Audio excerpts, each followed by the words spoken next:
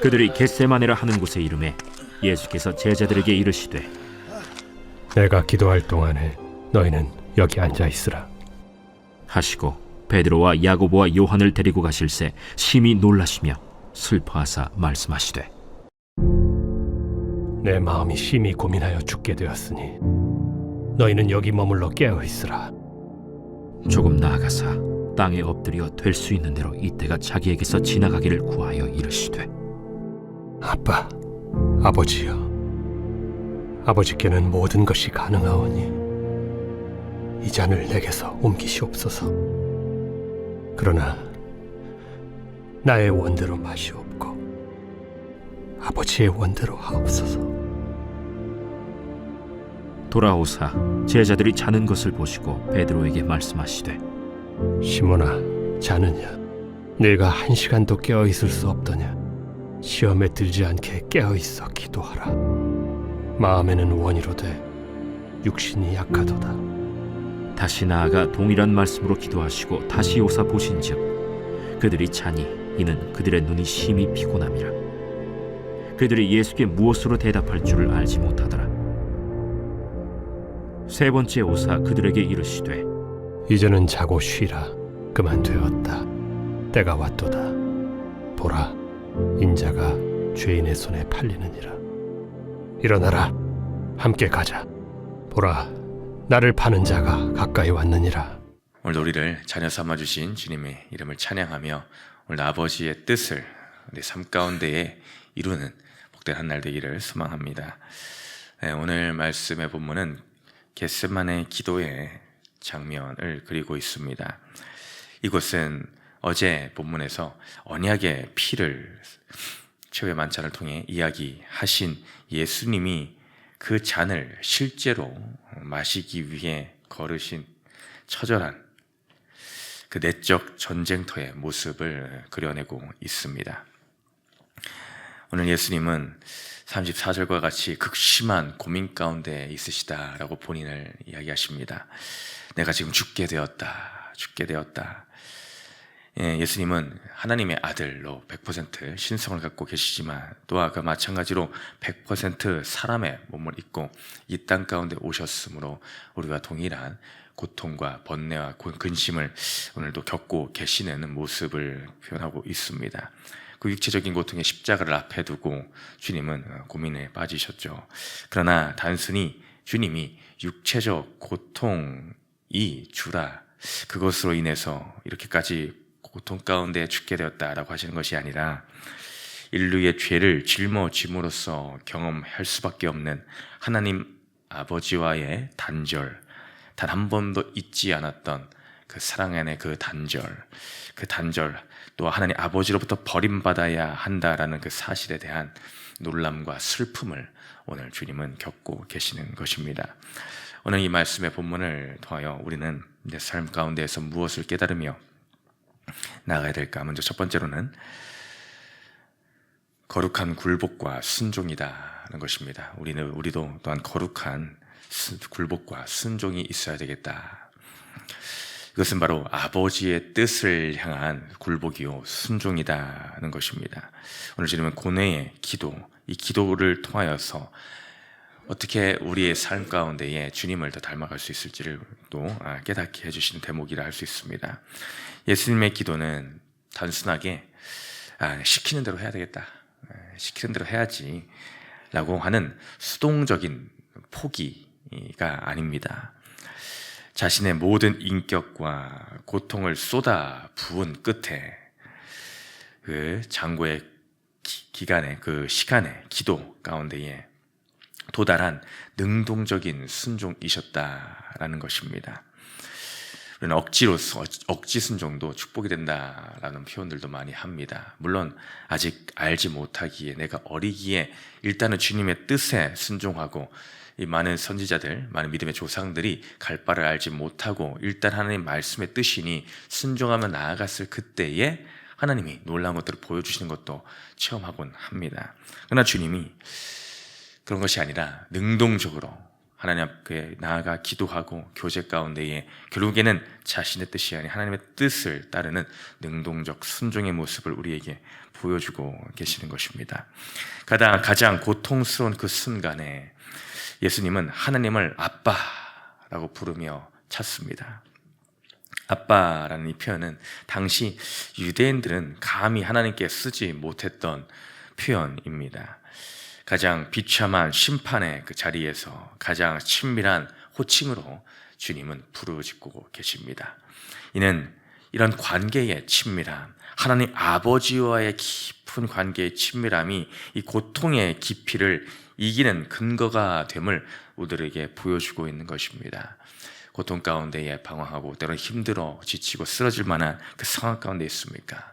그때 그것을 이길 수 있는 힘은 내가 하나님 아버지와 얼마나 친밀한 가운데에 들어가고 있는가, 내가 얼마나 하나님의 이름을 아빠라 부르는 그런 살가운 상태 가운데 내가 있는가라는 것, 그것이 중요한 줄 믿습니다.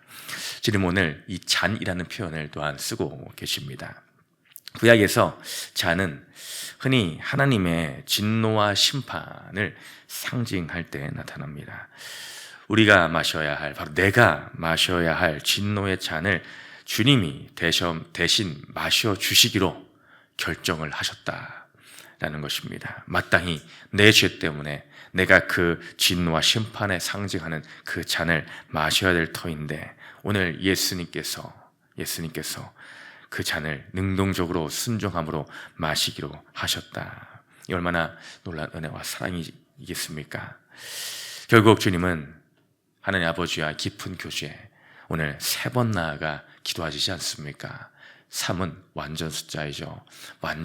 온전히 주님 앞에 나아가, 하나님 아버지 앞에 나아가 기도하심으로 자신의 뜻을 철저하게 다 내려놓으시고 나의 원대로 마옵시고 아버지의 원대로 되기를 원하나이다. 아버지의 원대로 하옵소서라고 기도하며 오늘의 이 기도를 마무리하시는 것입니다. 최종적으로 하나님의 뜻에 굴복하시는 결단, 거룩한 순종의 모습을 우리들에게 보여주고 계시는 것이죠. 이 예수님의 기도는 기독교 신앙의 핵심인 자기 부인의 완성을 보여주고 있습니다. 주님이 말씀하시지 않았습니까? 마가복음 8장 34절에 무리와 제자들을 불러 이르시되 누구든지 나를 따라오거든 자기를 부인하고 자기 십자가를 지고 나를 따를 것이니라. 나를 따르거든 자기를 부인하고 자기 십자가를 지고 나를 따라야 될 것이다 라고 주님이 이미 앞서 말씀하셨습니다. 앞서 주님이 이렇게 말씀하신 것처럼 예수님 자신도 본인도 하나님의 뜻 앞에 자기를 부인하시고 하나님을 따라가는 그 순종의 삶을 우리들에게 먼저 말씀으로만 하시지 않으시고 모범을 보여주신 것입니다. 오늘도 예수님을 따라 크리스찬의 삶을 살아가는 주님의 자녀의 삶을 사는 우리도 나의 뜻이 아닌 아버지의 뜻이 이루어지기를 기도하며 자기를 부인하고 주의 뜻에 순종해야 될 줄로 믿습니다. 이것은 바로 앞서 첫사람이었던 아담이 거부했던 그 순종을 둘째 사람인 이 예수 그리스도께서 순종함으로 회복하는 이 순간을 우리들에게 보여주고 있습니다. 이를 통하여 주님은 구원을 완성시키시는 건 줄로 믿습니다. 오늘 말씀을 통해 또 두 번째로 우리가 볼 수 있는 것은 우리는 기도로 깨어 있어야 된다라는 것입니다. 기도함으로 깨어 있어야 된다. 이것은 모든 유혹을 이기는 유일한 영적 방어선이다라고 할 수가 있습니다. 베드로는 이전 본문에서 내가 주를 위하여 죽겠나이다. 죽을지언정 주를 배신하지 않겠습니다. 다른 사람은 다 부인할지라도 나는 그렇게 하지 않겠습니다 라고 장담을 하였습니다. 이것은 자기의 의지로 나의 열심으로 내가 할 수 있어, 나라면 못할 것이 없어 라는 자기 확신에 가득 찬 표현이었죠. 근데 오늘 얼마 지나지 않아 바로 이어진 장면에서 베드로의 모습이 어떻습니까? 기도의 자리 앞에서 주님이 깨어있어 기도해라 라고 그렇게 말씀을 하시지만 잠들고 맙니다. 잠들고 말죠. 주님은 인간의 의지가 환경과 이 본능 앞에서 얼마나 무력한지를 잘 알고 계셨습니다. 그것을 아셨기 때문에 그 한계를 돌파할 수 있는 수단으로 깨어 있어 기도해야 함을 오늘 명령하고 계십니다. 시험에 들지 않게라고 38절에 기록되어 있죠. 시험에 들지 않게라는 이 말은 시험 자체가 오지 않게 해달라라는 그런 뜻은 절대로 아닙니다. 시험은 찾아옵니다. 심지어 예수님도 시험을 받지 않으셨습니까? 우리에게도 시험이 찾아오는 것은 아주 자연스러운 일입니다. 시험 자체가 오지 않게 할 수는 없으나 시험이 닥쳤을 그때에 그것에 삼켜지지 않을 영적인 힘, 근력이 있어야 된다라는 뜻입니다. 그 힘이 어디서 나오는가? 바로 기도다라는 것이죠. 기도를 한다라는 것을 다른 표현을 바꾸면 무엇이겠습니까? 앞서 주님이 하나님과의 친밀한 교제 가운데 아빠라 부르셨듯이 우리가 기도의 삶을 산다라는 것은 하나님 아버지와의 친밀함이 얼마나 쌓여 있는가, 그분을 내가 얼마나 의지하고 있는가를 나타내는 부분입니다. 우리 예수님께서는 이 고통의 순간에, 이 절체절명의 순간에 하나님 아버지께 나아가 기도하셨죠. 깨어있어 기도하셨습니다. 예수님께서는 이처럼 기도로 준비되어 있으셨기 때문에 이런 위험의 순간에, 그런 체포의 순간에도 당당하셨습니다. 담대하셨습니다. 그러나 잠들었던 제자들의 모습은 두려움에 사로잡혀 결국에는 모두 그들의 장담했던 것과 달리 다 뿔뿔이 흩어져 예수님을 떠나 도망해버리지를 않습니까? 깨어있다라는 것은 파수꾼이 적의 침입을 살피듯이 우리 군대에서 한순간도 쉬지 않고 이 보초를 계속해서 돌아가면서 쓰지 않습니까? 그것은 적의 위협으로부터 지키기 위하여서 그처럼 깨어있어 기도하게 하는 것이죠. 그래서 보초를 쓰다가 졸거나 잠들다라는 것은 상상할 수 없는 일입니다. 아주 큰 체벌이 기다릴 수밖에 없는 것이 보초를 쓰다가 실패한 것이죠. 이처럼 우리도 영적으로 파수꾼을 세워 날마다 침입자가 없는가, 악한 마귀 사탄이 오늘도 우는 사자와 같이 삼킬 자를 찾는다라고 하였는데 그 사자의 밥이 되지 아니하기 위하여 오늘도 우리는 날마다 깨어 있어야 함을, 그런 영적 상태에 있어야 함을 오늘 가르쳐주고 계십니다. 그러니 우리는 날마다 살펴 깨어서 끊임없이 점검하는 영적 경계 태세를 하고 있어야 될 줄로 믿습니다. 우리의 삶은 겟세마네와 같습니다. 내 뜻이 꺾어야 하는 고통스러운 순간에도 정직한 기도, 진실한 기도, 쉬지 않고 나아가는 그 기도로 주님께 나아가 내 의지를 주님의 뜻에 맞추고 내 의지력을 과신하는 대신에 깨어 있음으로 영적 무장을 갖추는 것이 겟세마네가 오늘 가르쳐주는 우리 신앙인의 승리의 비결인 줄로 믿습니다.